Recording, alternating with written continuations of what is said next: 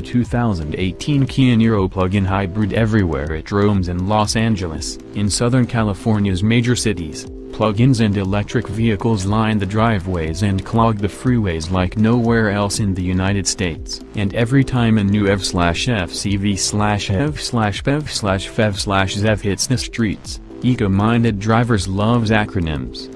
It's ostensibly competing for attention. But the Niro PHEV, which is set to launch imminently in major markets across the United States, isn't looking for attention. It's the most recent, under-the-radar jab at the Toyota Prius family from the South Korean manufacturer interested in stealing market share. If Kia aimed for the Toyota Prius with the traditional Niro hybrid, it shot dead on at the EV attributes of the Prius Prime plug-in when developing the Niro PHEV. Like the Prius Prime, the Niro PHEV has an all-electric range of 26 miles. Its 3.3 kWh onboard charger is exactly the same strength as the Toyota's, and both plug-ins take about 3 hours to fully charge on a level 2, 240 volts, charger. Plug it into a grounded household outlet for an overnight recharge. Those are hardly class-leading numbers, but theoretically enough to satisfy the demands of around-town driving. The similarly priced Chevrolet Volt offers twice the electric range,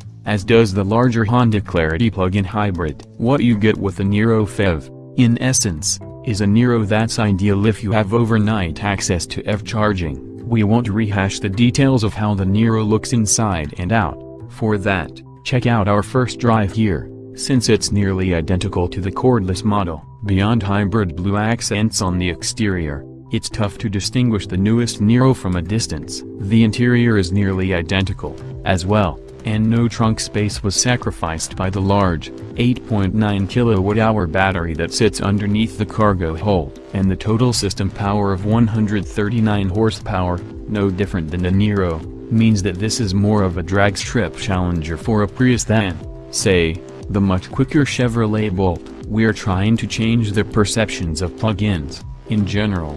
Niro product manager Garrett Ono told us, Niro was built to be a dedicated, electrified platform. On Ono's wish list for future Niro variants, higher ground clearance, a sportier version, and greater utility. At 6.3 inches off the ground, the Niro PHEV doesn't qualify as an SUV by CAFE standards, something that could prove useful to Kia, as it plans to make plug-in hybrids part of a larger strategy that also includes fuel cell vehicles. At the end of the day of driving, all of these characteristics made sense for the understated, confident Niro PHEV. Without substantially more electric range than the competition, it may not advance the game for plug-in hybrids, but it does sweeten the deal for the likable Niro. Factor in local rebates, credits, and incentives, and it could make even more sense than the Niro that can't be plugged in. You won't be competing for attention, just charger access, and even then only occasionally.